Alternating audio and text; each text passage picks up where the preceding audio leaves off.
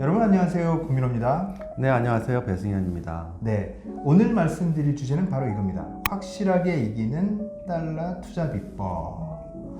오늘 테마는 달러인데요. 네. 저희가 변액보험이라는 테마로 지금 영상을 만들어가고 있는데 오늘은 변액보험 속에 있는 펀드 이런 게 아니라 달러라는 걸 들고 왔는데 왜 갑자기 달러인가요? 네, 보통 변액보험 하면은 이제 주식에 투자하는 상품이다, 뭐 이렇게 생각들을 많이 하세요. 그런데 변액보험은 주식에만 투자하는 게 아니라 기본적으로 채권에도 투자를 하고요. 채권뿐만 아니라 원자재라든지 달러에도 투자하는 상품들이 있습니다. 그래서 변액보험 상품 이름에 달러 무슨 변액보험이라든지 또는 상품 이름에 달러가 안 들어가 있더라도 상품이 가지고 있는 여러 가지 펀드 라인업 중에서 달러 무슨 펀드 이렇게 되어 있는 상품들은 이제 달러에 투자하는 상품들이에요. 네, 그래서 어떤 상품들은 달러로 돈을 내고 나중에 돈을 받을 때도 달러로 돈을 받는 그런 이제 변액보험 상품들이 있습니다. 좋습니다. 펀드에 비해서 달러는 사실 변동성이 그렇게 펀드만큼 크지 않을 수가 있는데 그럼 여기서 우리가 의문이 드는 게 결국 투자라는 건 수익을 추구하는 행위인데 달러에 투자해서 과연 우리가 뭐 펀드나 이런 것과 비슷하게 기대할 만한 수익이 나올까? 어떻게 보시나요? 네, 말씀하신 내용이 맞아요. 예, 우리가 보통 이제 우리나라 종합주가지수 코스피 지수죠. 코스피 지수를 기준으로 하면은 보통 코스피 지수는 일일 변동성이 뭐 1%, 2% 정말 많을 때는 한 3% 정도까지 어떤 변동성을 보이는데요. 환율 같은 경우는 뭐 하루에 뭐 0.1%, 2%, 어떨 때는 뭐 0.1% 미만으로 움직이는 변동성을 가지거든요. 그런데 환율은 주가랑 좀 다르게 일정한 방향성을 가져요.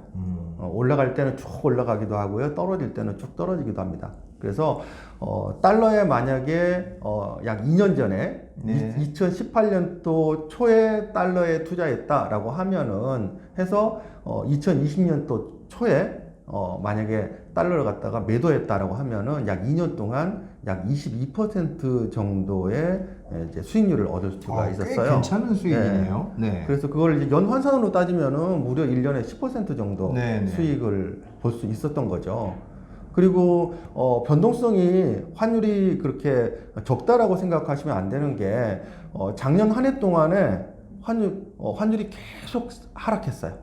그래서 하락해서 2018년도에 환율이 굉장히 낮았을 때 환율까지 지금 내려와 있는 상황이거든요. 그렇다라고 하면은 지금 만약에 지금부터 이제 환율에 꾸준히 투자를 한다라고 하면은 꽤 높은 수익률을 또 기대할 수도 있는 거죠. 그리고 또 하나 어떤 가능성은 매일매일 조금씩 움직이는 환율의 어떤 변동성뿐만 아니라 아주 급격하게 환율이 이렇게 변동하는 시기가 있어요. 과거에 이제 우리 IMF라든지 글로벌 금융 위기라든지 그때는 단기간에 막 급등하고 이랬죠. 네, 맞아요.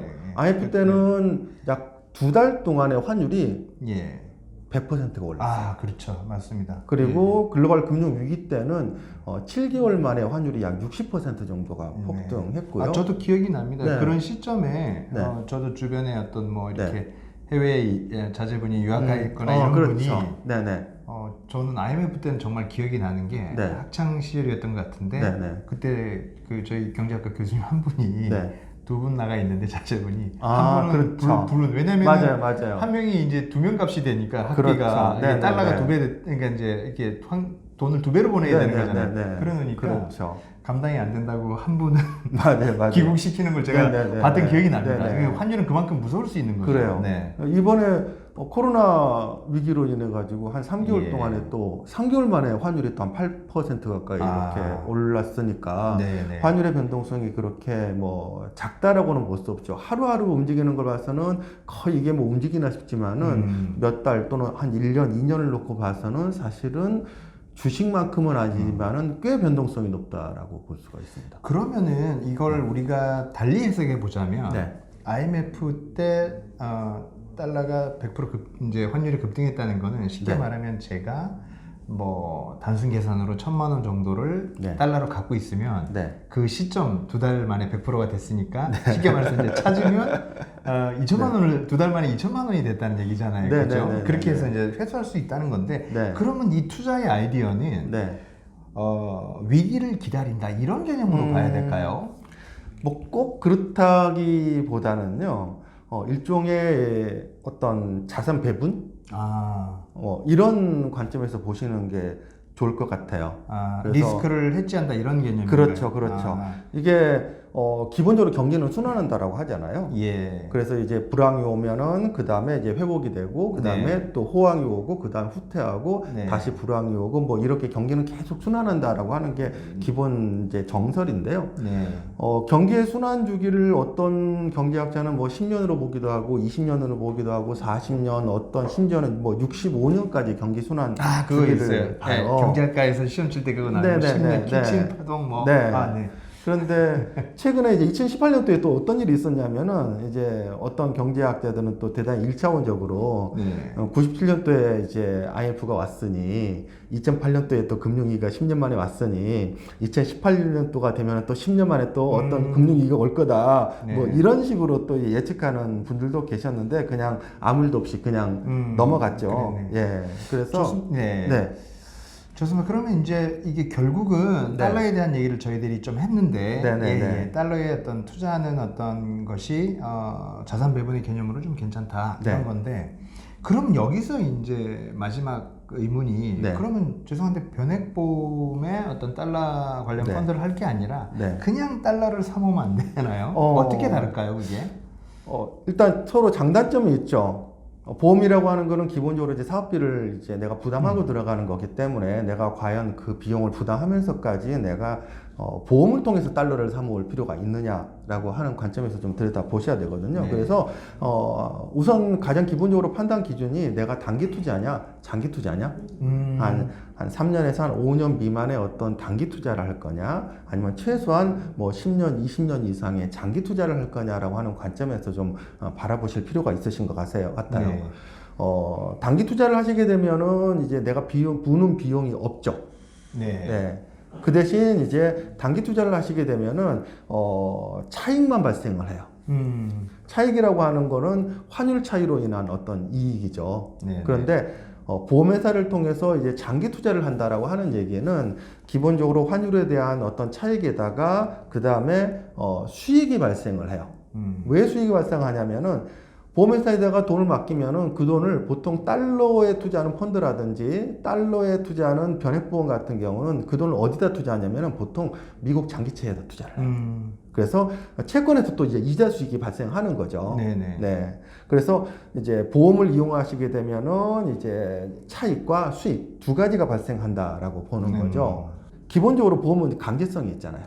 이게 그렇죠. 이제 단점이 될 수도 있고 이제 장점이 될 수도 있고 조금 전에 이제 만약에 우리나라에 어떤 금융 위기가 또 온다 IMF라든지 글로벌 금융 위기라든지 또 다른 외적인 요소로 인해 가지고 어떤 위기가 온다라고 하면은 공통적인 게 뭐냐면은 은행에 맡겨 있는 현금성 자산 외에는 보통 자산 가치가 다 하락해요.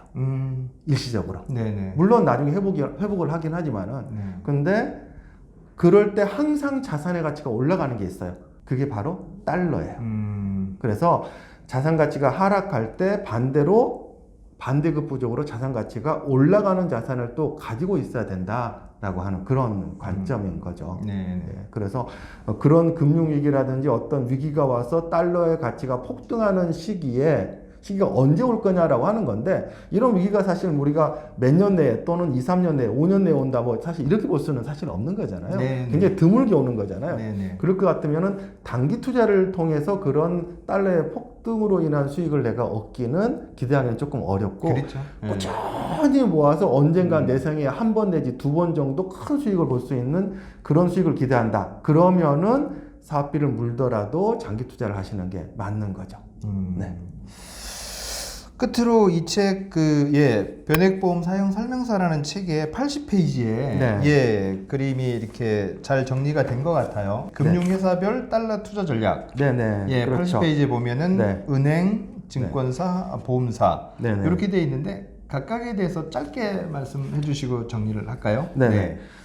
은행 같은 경우는 기본적으로 이제 달러를 직접 매입을 하거나 네. 아니면은 이제 달러 예금을 통해서 그렇죠. 투자를 통장. 그렇죠, 네, 그렇죠. 네. 그렇게 되면은 이제 네. 직접 매입하시게 되면은 환차손이 발생하는 거고요. 네. 이제 예금을 하시게 되면은 약간의 이제 이자 수익이 조금 더 플러스가 되는 거죠. 좋습니다. 증권사는 어떤가요? 증권사 같은 경우는 이제 달러에 투자하는 어떤 ETF를 하신다든지 그렇게 되면은 이제 환차손 플러스 이제 이자가 아니라 수익이 발생할 수도 있는 거죠. 네네. 좋습니다. 마지막으로 보험사는요? 보험사 같은 경우는 조금 전에 말씀드렸던 것처럼 차익과 수익이 발생하거나 아니면 어떤 상품 같은 경우는 또 최저 보증을 해주는 또 상품들이 있어요. 네, 그런 최저 보증 이자가 발생할 수도 있는 거죠. 또 그런 이점이 있다. 예, 좋습니다. 오늘은 저희가 달러 투자에 대한 얘기로 말씀을 드렸고요. 이 책의 제목처럼 확실하게 이해는 달러 투자 비법. 나름 또 공감이 가는 것 같습니다. 장기적으로 투자할 만한 가치는 분명히 있다. 그리고 장기로 투자하다 보면 또 굉장히 큰 수익을 보는 그런 때도 온다. 이렇게 말씀을 드릴 수 있을 것 같습니다. 오늘 저희가 준비한 내용 여기까지 하고요. 다음 시간에 또 알찬 내용으로 찾아뵙겠습니다. 얘기 해주셔서 감사합니다. 고맙습니다. 고맙습니다. 잠깐 여기서 구독 잊지 말아줘.